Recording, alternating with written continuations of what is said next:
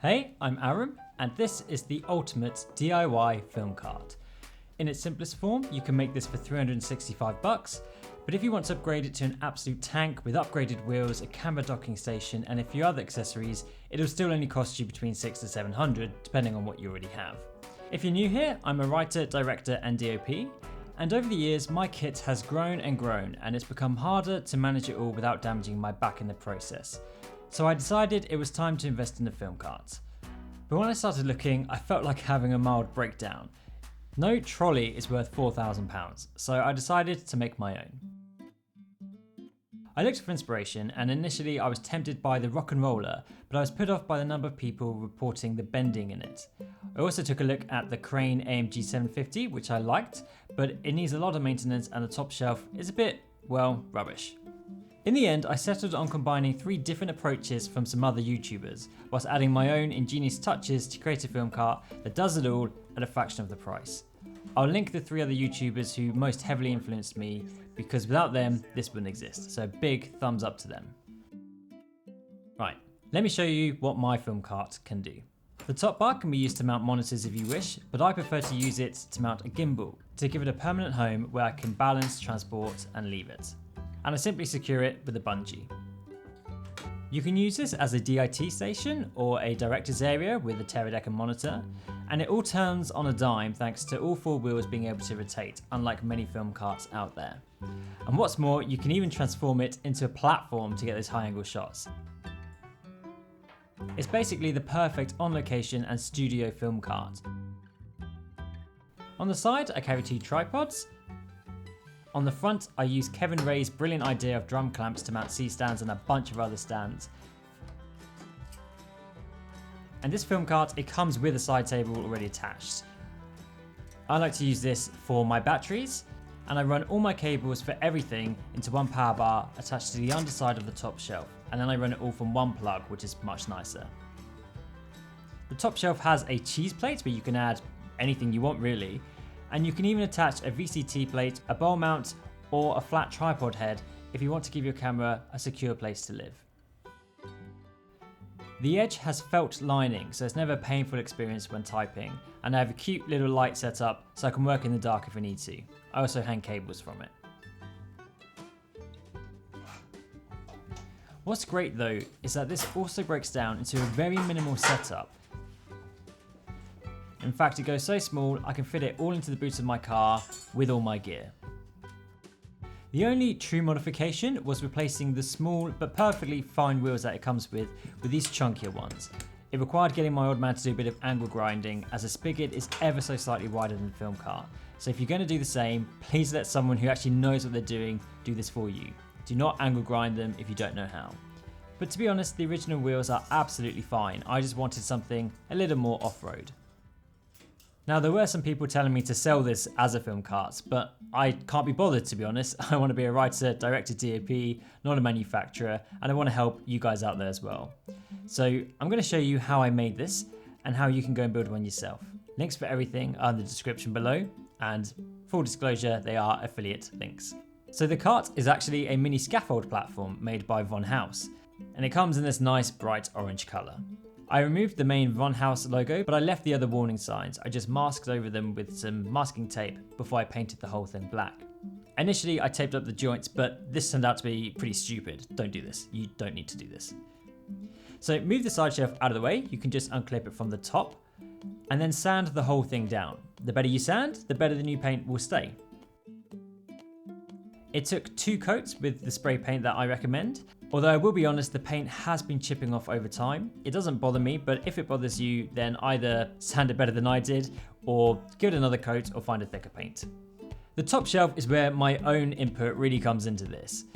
So this is a perfo board. It's meant to be used to hang on garage walls, but it fits the dimensions of this cart almost perfectly. It's solid, but not too heavy thanks to the holes, and you can use these holes to add a whole bunch of accessories. For the top shelf, you'll need the following: 10 of these L-shaped brackets, 4 M5 screws and bolts. I got 30mm, but it would work fine with 20mm as well. A 4-meter strip of this 20mm by 10mm adhesive foam. a wrench, an Allen key that fits the bolts, I think it's a size 4, adhesive carpets linked below, and 3 custom bits of metal sheets for the sides. Again, there's a link for where you can do this, at least in the UK, in the description below. For the attachments, you can have as much or as little as you want. You can find accessories made for the perfect board, but they're not the most useful, to be honest. I added a cheese plate and sometimes a camera riser if I want to. If you do want to use the perfect accessories, you simply slot them in and then use the black clips to secure it. The spigot may be useful, but it doesn't stand completely straight and is quite thick. I personally wouldn't bother. For the cheese plate, take one of the screws it comes with and thread it into the center bar at the back. On top, you can add any attachments you want. I tend to put a monitor here, a Terra deck, but you could really put anything anything you attach to a cheese plate. If you get a camera riser, or what might be more useful is a flat tripod head, then you need to attach it underneath using a spigot, or if you can find them, an eye bolt, but it's quite hard to find 1/4 inch or 3/8 inch eye bolts, to be honest. For the power extension, I use zip ties because, well, it's nice and easy. Mounting the shelf onto the cart proved to be the hardest bit. It took me months, and in the end I went for the most simple solution because everything else just didn't work. So slide the long end through and line it up with the holes on the end bars. You want to have one face down and one face up. Then use an Allen key and a wrench to get it really secure using the bolts and nuts. I'd also recommend a locking washer, I just didn't have one. For the backside, you will need 3 brackets, so do as you did on the front ones, then add a 3rd bracket underneath, but this time facing out towards the long end of the shelf. You want to have these brackets as tight as you can and then force the metal edges into place so they don't move around. You could add Velcro or glue to make them more permanent, but I like being able to take them in and out, so I just leave them there.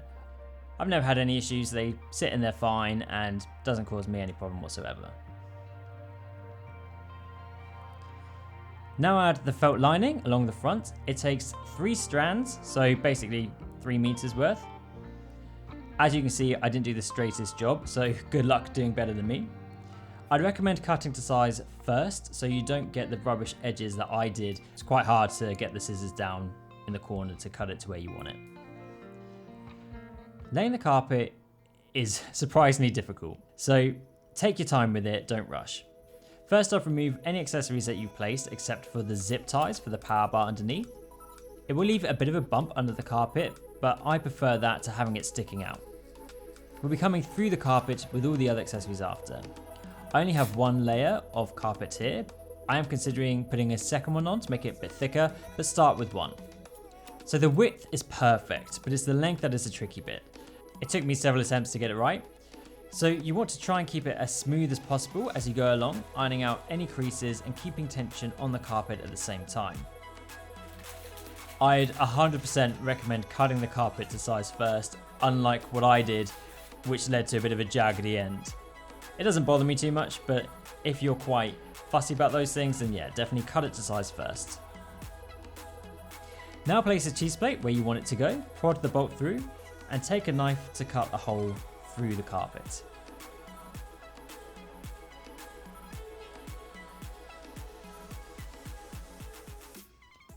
For the C-stand holders, take the drum clamps and tighten them around the bar. Try to get them even so your stands are nice and level. So that's the cart complete. I guess one of the questions you might have is how long does it take to put it all together? So when you get to location, the first thing you want to do is put the frame upside down so you can mount the wheels. Try not to scrape the end on rough ground too much so you don't wear down the holes. But to be honest, I've been using this thing a lot and it's held up absolutely fine. It's just better to try and be aware and be careful. If you do upgrade the wheels to these rock and roller ones here, then keep the locking pins from the original wheels because they are the best to use. They're the ones I use. You don't have to remove the wheels every time you break this down. You might prefer to leave the wheels on and just put it into your car vertically.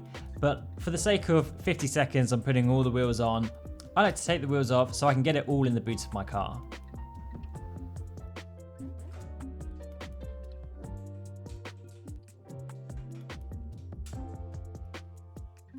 Now be real careful when you turn it over. You don't want to bash your kneecaps as I've done a few times. But once you've done that, spread it out and you will be good to put the shelves on.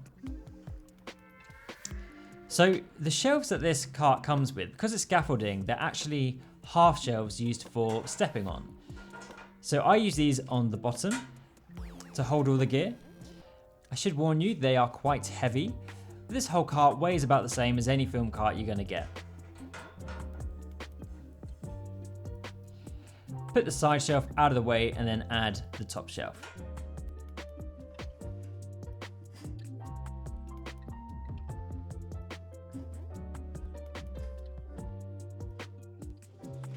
Now, I promise you, this thing doesn't normally go as badly as it is here. I usually get this on no problem whatsoever. But of course, there's a camera involved here, so anytime I film myself, I'm going to get it wrong. Put it on by having the L brackets go either side with the bolts on the inside. So to get the cart up and ready by myself without rushing took 2 minutes.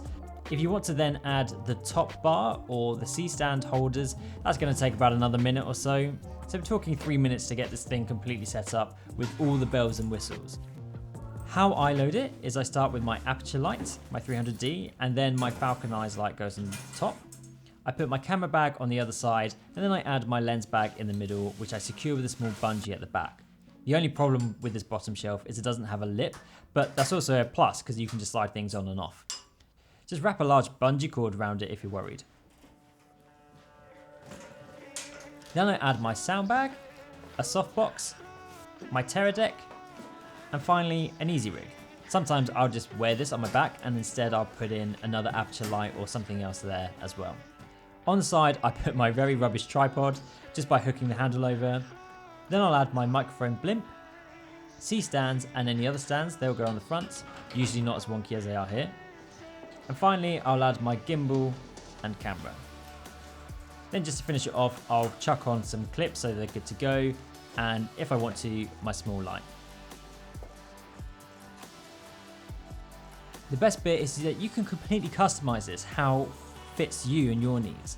This is my preferred setup, to be honest. I like to have the top arm off and instead have my aperture light on one of the drum clamps just so it's there whenever I want it.